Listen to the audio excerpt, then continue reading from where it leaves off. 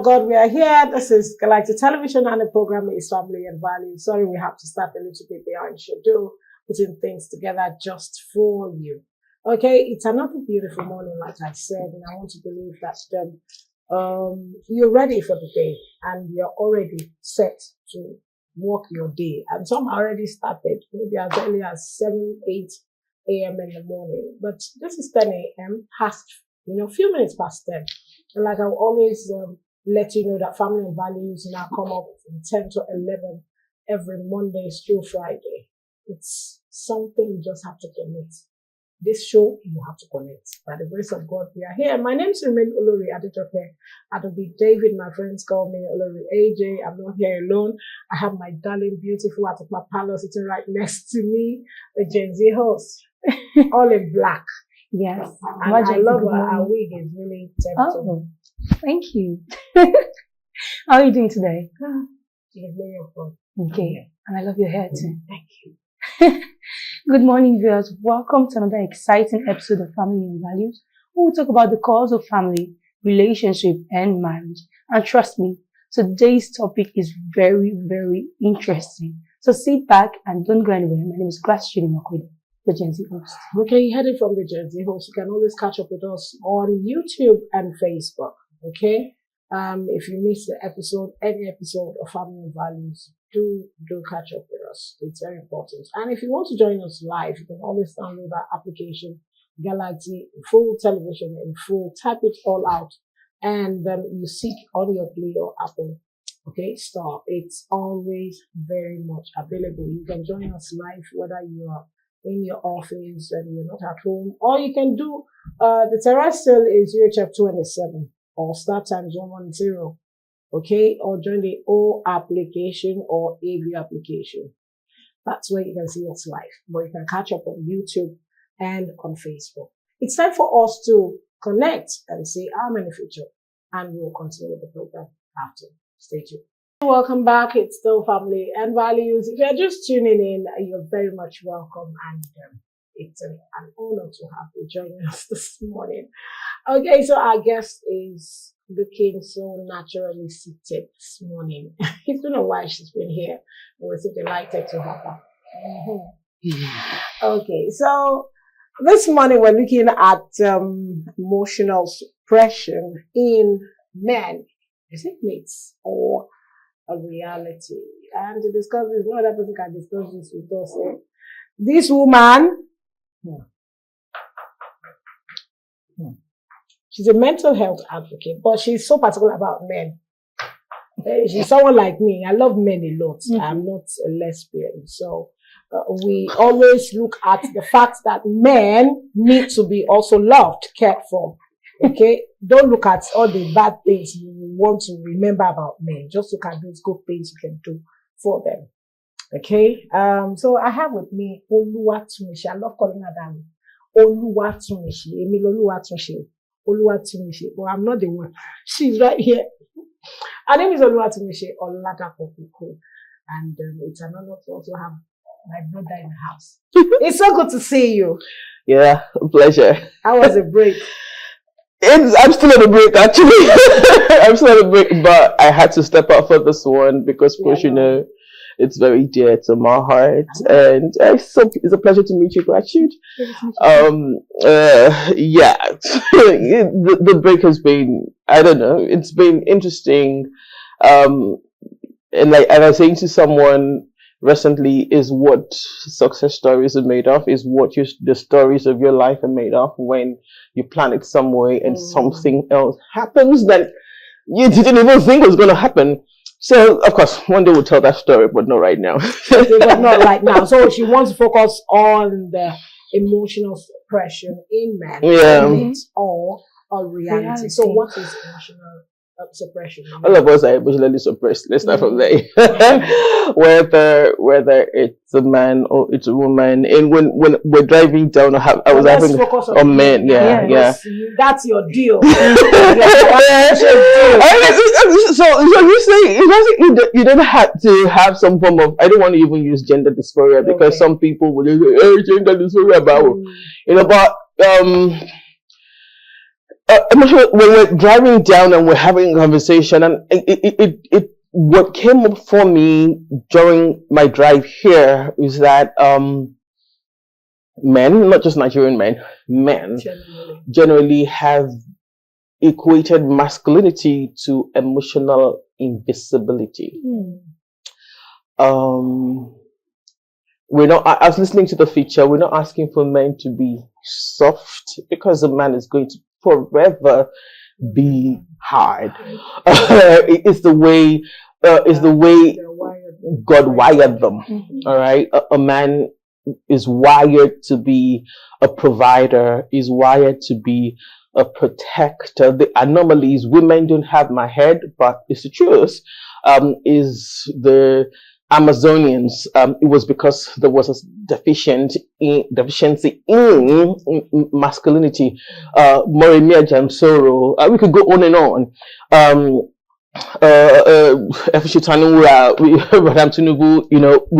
We have Queen Amina. It was because there was a deficiency. So the question really then is, if we want them to be men, what are we doing to help them be men when we do not give them permission to feel? So basically, it is a myth and it is a fact. It is a myth because even in ancient times, we saw men feel, and they led well, even with their feeling, connecting with their emotion. So the myth that men don't cry, the myth that men don't feel, I don't know where that came from, because if you look through all the texts, religious texts, and when I say religious texts, I'm not, saying just the Bible or the Quran. I'm talking Buddhism, Hinduism. I'm talking other religious texts. Men actually feel. Stoicism, though, we have and this might be wrong, either it is Epictetus or it is one Roman person, one Roman philosopher who began to tell us that emotions are not common sense. And I wonder if that is true. I wonder if we even have women who say, I'm sensitive. No, I am not emotional. Oh, you are emotional. Yes, you are sensitive. And so in every man there's a woman. Hit me if you want. In every woman there is a man. Yin and yang will work together. There's a reason why God did that. He said, if I'm going to go to my frame of reference, which is the Bible, he said male and female. He said, let us create man in our image. Male and female, he created them. Then when we now go to the second account of creation, that's when he lays down the man to sleep and then brings out the woman out of the man. So why are we always fighting each other? Why is James stand? So I don't want to go all Bible, but I could just say that I could answer that question actually, that why we fight each other is because we're still under the curse. The Adamic curse. Yep. So now everybody has this well, most people think this thought about men. They would always say men are more will I say more factual beings than more emotional beings. They don't really feel, they're not feelers, they're more thinkers. So to contradict what everyone is thinking or feeling, how do you think we can help them open up and come out of their shell more? Because trust me, being vulnerable, showing a sense of vulnerability in relationship and marriages, it helps. So in a situation where your partner doesn't know how to bring you out of that shell, and they want to see that part of you, they want to get access to that part of you, what can he do, or what can she do to bring him out of that shell, to make him open up and be more emotional? Don't weaponize his vulnerability. Oh, we all know we do. Yeah, we do. Yeah, we all know we. Oh, I'm sorry to hit you, but we all know we do. We all know we do. That the man is in a very vulnerable state, and then the next thing, are you a man at all? What do you think is going to happen? Let's even remove the man. You go to someone, your friend, and then you're vulnerable to them and with them, and then someday in the future you're having a conversation and you see the body language and they're already judging you because of that thing. That is you, a woman who is connected. Now, a man that has now been conditioned not to express, now finds, thinking that he's found a home to be vulnerable. And then he gets vulnerable. And in the very near future, you throw it at his face. He's never going to do that again. Never. I'm sorry, ladies, but the truth is the truth. You know, if we say we want a vulnerable man, and I know gratitude using, you probably have done it because I've done it in my head. And you probably have done it. Oh, I want a vulnerable man. And then this man comes to you and is talking, and then it begins to cry. You know, whatever you call us, won't cry. You know, but what are we inadvertently telling a man that you're, yeah, I see you, but I don't want to see you so much to that extent. But then, how then will they be complete? And I really do not want to even, you know, to tie it only to relationships, because to romantic and emotional relationships or romantic relationships, it's generally the way that we relate to men. For the longest time, and I think till now, 90% of my friends are men. For the longest time, and she'll tell you I was tagged a tomboy for the longest time, and that's because I used to think that I had male friends and we have conversations easily. You know? Like, I really am not comfortable around ladies, not because I'm like, we understand this emotional thing more. But I also understood that we did not have a lot of us who allow them and give them permission to feel.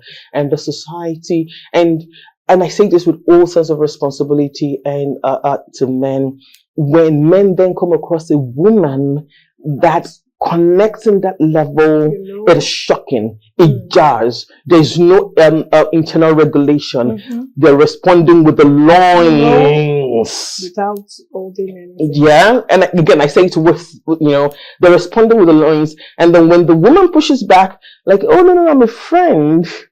Let us not bring the loins in here. And the man is thinking, oh, you understand me? Is my loins that is responding? So the tools to internally regulate are not there. Let's not even start with how their fathers raised them or what their mothers did to their fathers that they're trying to push back at. What it's a gamut. Yeah. It's a gamut. So the only way to help is for the woman to also self-regulate and not see the man as an opposition board, as a team player. Sorry, it would not. Very deep. But it's time for us to go for our word on marble, and we will be right back. So viewers at home, stay tuned. Don't go anywhere. Okay, gratitude. What's our word on marble? Okay, so our word of marble, simply put, said, the strongest men don't hide their tears. The strongest men show their tears. That's also very, very deep. Very deep. Don't worry, Tumisha will come back another time. Yeah. And we will trash it. Because she's the best position to we can trash it. Even if she can join, even if she always wants to be in the studio to, you know, talk with us. That's one beautiful thing I love about her. Oh, thank you. No matter how tight her schedule is, she will just be, Olori, don't worry, I'll be in the studio. The way she even says it, you fall in love with it. So now, Tumisha, I want to ask, how does emotional suppression relate, you know, to issues like depression, anxiety, aggression in men? How does this, you know, relate with it? Simple. And how can we help? Okay, simple. If you're trying to express something and you can't, and you're turning inwards, what happens? It begins to build up. So, depression is anger turned inwards. That's the same. You know, you have an emotion you cannot express. There's no place for you to be safe to express that. So it is anger inwards. And it's like you said, it can, what's the word now? It can manifest, that's what I'm looking for.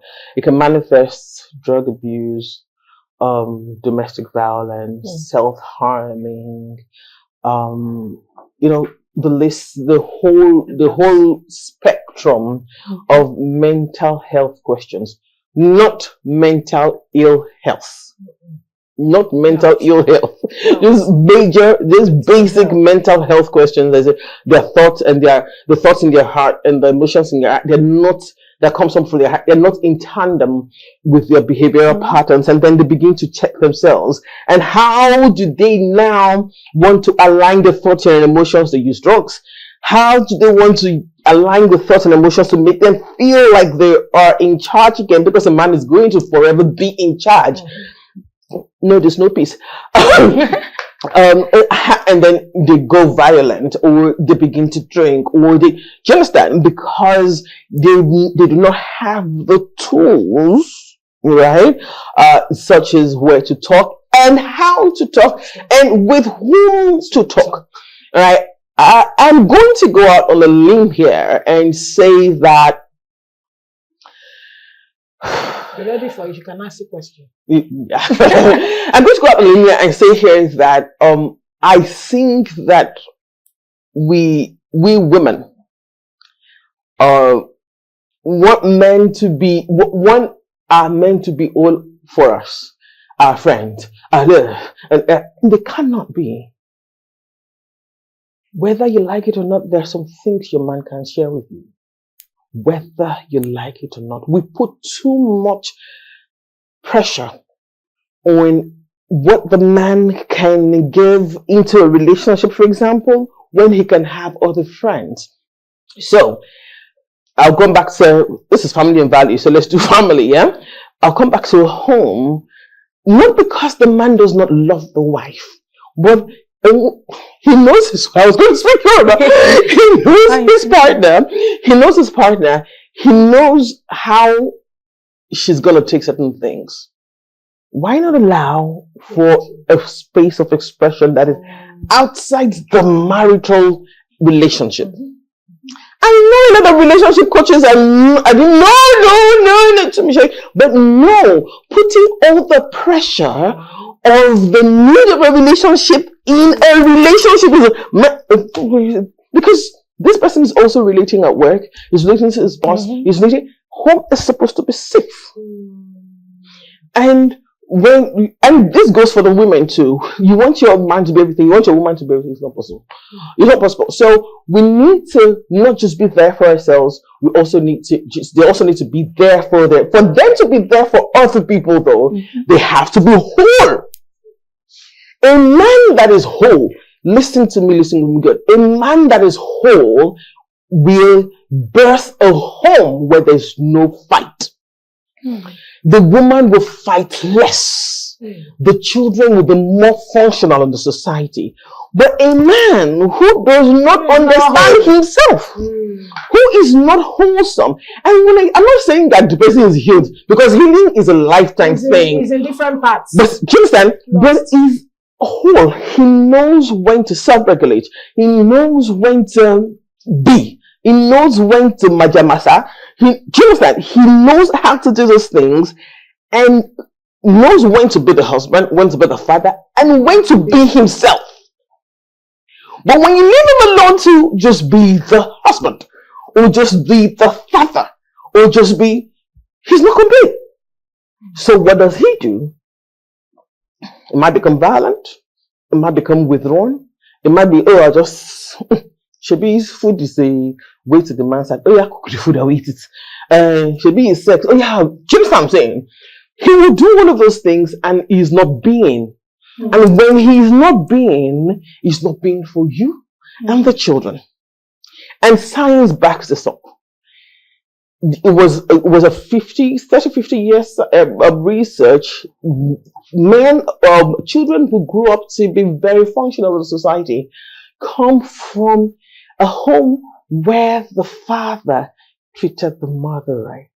What does that tell us? If the father is home, the mother has very little business fighting and going to face the war, and then she can raise the home. But if we're not giving them the protect, provide, be there, kill a day. Do you know what they call my jamasa? No, I will explain. You know when to fight and you know when to retreat. To retreat. Oh. Yeah. Retreat, yeah. Okay, now I understand. I was holding that so that you whether your Yoruba is as deep as you I understand Yoruba, but you cannot speak. That's something, man. Every language has. I wanted to sit out that. Yeah, I actually wanted to ask some other questions. But from what you said, I really want to know because the same way I am trying to figure out exactly what to do or how to assess that part of a man is the way so many women out there are still struggling to assess that part. So what are the conscious steps women can take to assess that part of a man, to help him self-regulate, like you said, to help him function the way he should? One is not all men. Okay. He's not all men. He's not all men. Compare him and start He is not all men. He's himself. That is your man. If you cannot connect with your man based on what both of you share, then that relationship is dead. Simple. If he's seeing you as all a woman wants is money for wigs and that's a period, and if the woman is thinking it's all men, they just want food, sex, but you're not connecting with him outside what the society says you should connect with him. I cannot give a definite answer because that person is different. It's different. The work here is for you to find that different and run with it. The society has already told him he's this way. You're looking at him coming into the relationship. Oh, they say all men are this, and you're waiting for that all men are this. So you're not seeing what Bumi isn't. You're seeing what all men are. It's hard work, I know, but that's what relationships are for. So look for that. I've said it on the show before. Do a paternity test on your relationship. And when it comes to your friend, you have male friends. You don't. Most women that I know don't deal with their male friends the way they deal with their spouses. Why can't you deal with your spouse the way we deal with your male friends? If you give your male friends grace on certain things, why can't you give your man grace? And permit me, I'm going to share this story. He's used to it, don't worry. I'm going to share this story. When we just got married. It's my brother. When we just got married, my husband comes from a very posh place. Yeah. He gave women flowers. No. Interestingly. I'm a good girl. I'm a good girl. Like, I want you not be missing. Like, you should get. And then it's my birthday, and let's even forget birthday. It was Valentine's that year, the year after we got married, and then my husband sends this flowers and everybody around me say, "Oh, so sweet." I could be at rehearsals in church, and then beautiful lilies. I'm like, why? Are you little? Well, that's where it's coming from. Then there was also one Valentine's that he bought me spikes, heels, 6 inches heels. Do I look like that kind of person? No. Alright. But one day I wait. I wait to church. And it looks nice. It doesn't. With your hair. No. with my hair. Yeah, it looks good. I went to church. I trust you with but he was the one that said by himself, "Oh my God, don't wear this thing again." So inside church, I removed it. I used my leg to walk to car park. What am I saying? He had come to, like, he's coming from a place where, you know, the acts of service and those kind of things. No, my love language is definitely not every girl's love language. Yeah, and his love language, which I thought they told us is food, and said no, it's quality time. Guess what? I'm coming from a place where they didn't give me quality time, so I had to learn, and I'm still learning. It's 24 years now, and I'm still learning how to spend time without, or how to get a hug without. See what I'm saying? I am saying that the only way you can go forward to help this person is to bring them out after you have done an impact analysis. You will make mistakes. He will make mistakes. Give grace. Give grace. And that is how you know yourselves. But if you say he does something all men do, and you don't ask the why of why he does that, then you have boxed him into the corner. You've not allowed him come out to the person that he could be for you. But if you leave him in that space of, this is how all men are, you will suffer, he will suffer. It's as simple as that. So you have to, it's a constant thing, but on the general, giving space to be. If he comes home and he's not looking like, he's looking like the lion of the tribe of the Judah this day, just, take a space. Don't go like, where did they go to today? Because you don't know where he's coming from. And the same goes for the guy. You don't know why he's emotional today. Give him space. Again, I use myself as an example. It's not news. I live with bipolar affective disorder. We didn't know for the longest time. We didn't know until maybe 10 years, almost 10 years into marriage before I knew that I was living bipolar. But guess what? When I go to work on radio, everybody, but you see, the moment I put off the mic, I'm a different person. Totally. My husband would come home or is at home, I finish a shift and I go quiet. He's like, guy, you just finished talking now, And I go quiet for a long time. But you know what he did? He helped me and the children. So when I come back home and I'm in that space, he just goes like, oh, mommy needs to sleep, or mommy needs to listen to a book, or he makes the environment. Before we eventually found out what it was. Why and how could he do that? Because, of course, the flower incident that taught him I was not a normal girl. So we have to, I can say, take him out. I can say, buy him gifts. I can say, create, I can say, let him have this guy day, let him have his man pad. Some men don't actually want the space. That's the truth. They want the women around them. So I cannot speak on the general, because that then becomes stereotypical.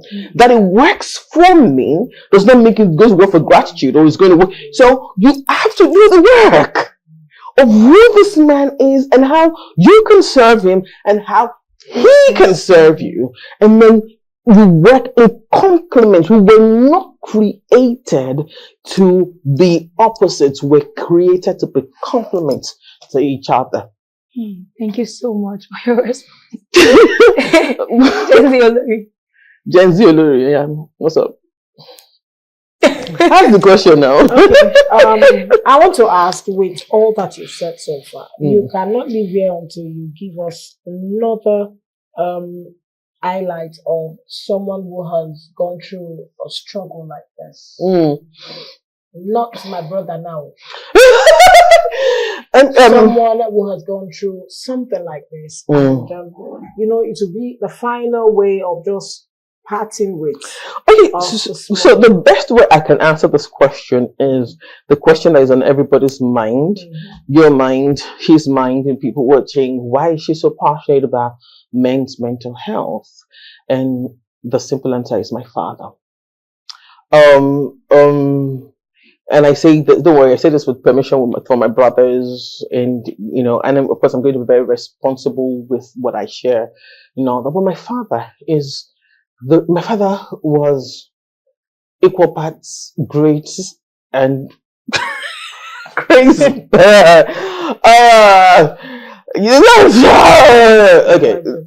that should go. To be responsible. Yeah, I said I'm going to be responsible. So. But he loved deeply. My brothers and I have a conversation. We have something we say between ourselves that until you had grown up in our house, you wouldn't understand it when we say we'll learn how to love deeply at home and how not to love. Yes, in that same home, deeply. And then fast forward to when I was diagnosed, and then I'm a journalist, so I began to research, and I hear that, or I read that bipolar affective disorder, most mood disorders, are hereditary. Of course, I needed to know where it came from. And then I'm, oh, could this be it? He had both a mood disorder and a personality disorder. And then I got a psychiatrist to evaluate him, went home, and it was, and those last 6 months he was on medication. He was the most amazing person. But unfortunately, I was already 42. Mm. Yeah.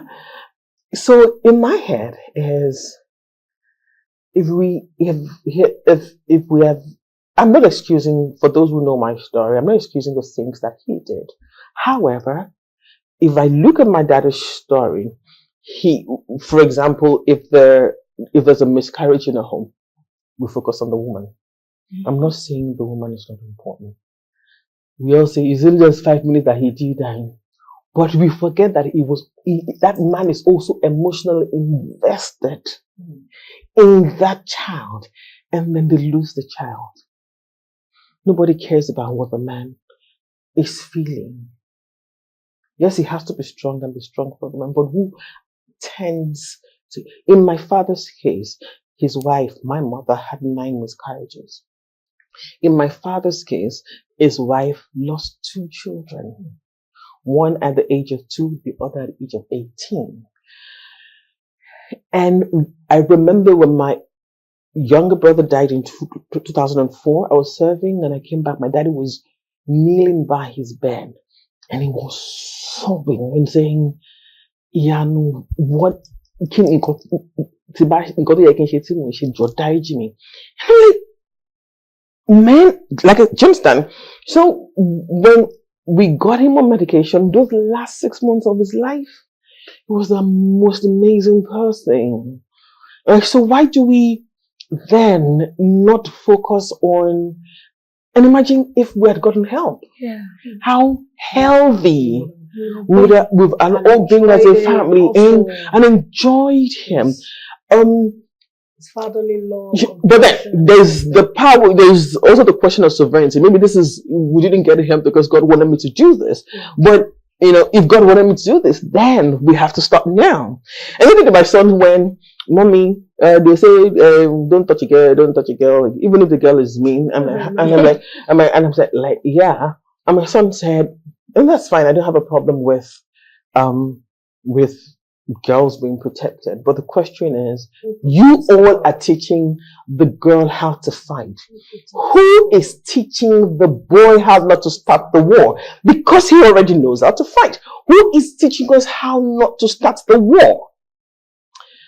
And I'm like, oh, I'm sorry, baby. And then there's also the question of women are raised to be wives, to be mothers, to be daughters. Answer it for me. What are men raised to be, boys raised to be?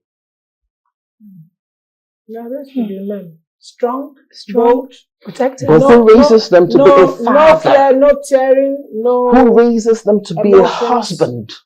Not to be who raises them to be? Do you know what I'm saying? We are not giving them those tools. If wherever they're going to be protectors and providers and all of that, we can't take that away. That's the order of life. But we can make it easier.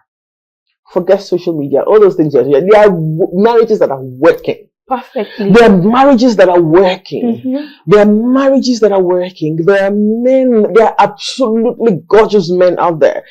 There are absolutely gorgeous women out there. Mm-hmm. Let's stop this gender-based thing that makes absolutely no sense. And we have Gen Zs, Gen Alphas, late millennials saying, I don't want anything to do with marriage. And it's okay. Because it is hard work. It is dying to self. Being in a relationship with anyone at all is dying to yourself. If you're not ready to die to self, there's no need. Mm-hmm. Did I answer your question? Perfect. Thank you so much. Thank you so much. It's been a wonderful time. I'm sure you're going to agree with me because anytime Tunisia comes here, time is never enough. And she still have many. If I continue, she can continue. Oh yeah, because there's a fight for life, isn't it? Oh, there's a fight for life. A program will be coming up for men under the worship eye of Oluwatomise Oladapo Kuku, and we'll be looking forward to having you there. Okay. All you just need to do is to watch out. What's the link? They need to just go to Mindfully with Tumishe on Instagram. The details are there. Mindfully with Tumishe. Just did you get that? Or you say it's Agegewe. There's no H in my name. I'm a Yoruba girl. There's no S with H. Do Agege talk. Mindfully with Tumishe, one word. There's no H in, and there's an N in Tumishe. Tumishe, not two. Nobody's releasing anybody. You're repairing. To Mindfully with Tumishe, and to be honest, my podcast also is Mindfully with Tumishe. Everywhere is Mindfully with Tumishe. Just search my name. I think my name is a little bit out there. So, but the truth is, Fight for Life is just a day for men to come diverse. We'll have a psychiatrist come talk with you, but mostly it's a day to just come have fun. Just come and have fun. Just come have fun. Come and be the boy.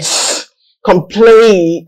We did it last year. It was so fun. And then have a one-on-one conversation with me. That one, and they chased me out of gratitude.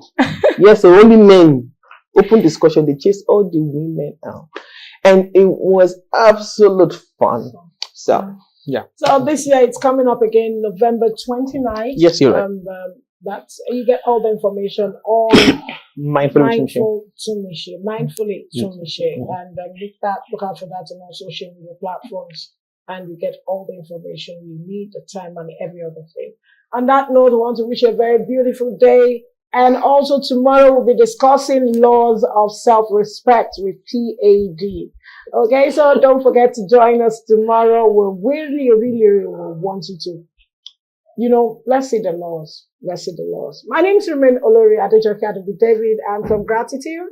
Yes, to all our viewers out there, thank you so much for joining us on this program. See you same time, same station tomorrow. My name is Gratitude Mokode. Goodbye.